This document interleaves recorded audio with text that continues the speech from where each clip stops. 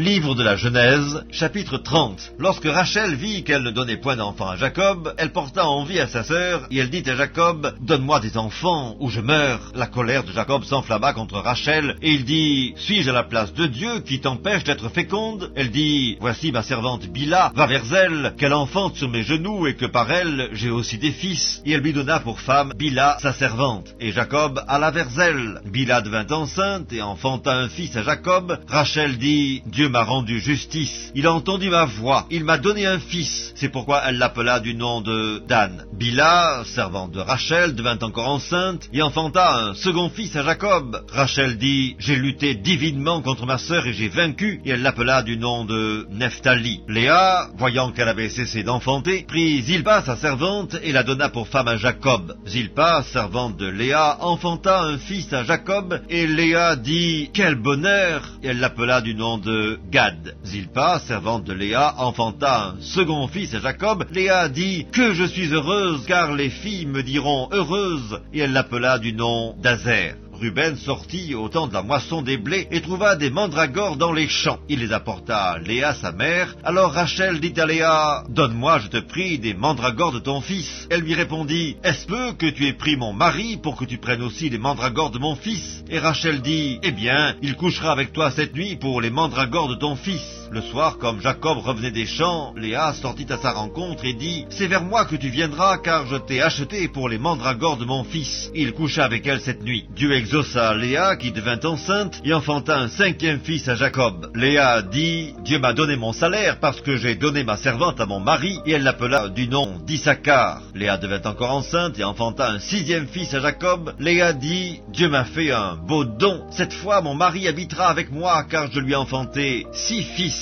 Et elle l'appela du nom de Zabulon. Ensuite, elle enfanta une fille, qu'elle appela du nom de Dina. Dieu se souvint de Rachel, il l'exauça, il la rendit féconde. Elle devint enceinte et enfanta un fils. Et elle dit, « Dieu a enlevé mon opprobre. » Et elle lui donna le nom de Joseph, en disant que l'Éternel m'ajoute un autre fils. Lorsque Rachel eut enfanté Joseph, Jacob dit à Laban, « Laisse-moi partir pour que je m'en aille chez moi, dans mon pays. Donne-moi mes femmes et mes enfants pour lesquels je t'ai servi, et je m'en irai, car tu sais quel service j'ai fait pour toi. » Laban lui dit, « Puissais-je trouver grâce à tes yeux? Je vois bien que l'Éternel m'a béni à cause de toi. Fixe-moi ton salaire et je te le donnerai. » Jacob lui dit, « Tu sais comment je t'ai servi et ce qu'est devenu ton troupeau avec moi, car le peu que tu avais avant moi s'est beaucoup accru et l'Éternel t'a béni sur mes pas. Maintenant, quand travaillerai-je aussi pour ma maison? » Laban dit, « Que te donnerai-je? » Et Jacob répondit, « Tu ne me donneras rien si tu consens à ce que je vais te dire. Je ferai paître encore ton troupeau et je le garderai. Je parcourrai aujourd'hui tout ton troupeau, mais à part parmi les brebis, tout agneau tacheté et marqué, et tout agneau noir, et parmi les chèvres, tout ce qui est marqueté et tacheté. Ce sera mon salaire. Ma droiture répondra pour moi demain, quand tu viendras voir mon salaire. Tout ce qui ne sera pas tacheté et marqueté parmi les chèvres, et noir parmi les agneaux, ce sera de ma part un vol. » Laban dit, « Eh bien, qu'il en soit selon ta parole. » Ce même jour, il mit à part les boucs rayés et marquetés, toutes les chèvres tachetées et marquetées, toutes celles où il y avait du blanc et tout ce qui était noir parmi les brebis. Il les remit entre les mains de ses fils. Puis il mit l'espace de 3 journées de chemin entre lui et Jacob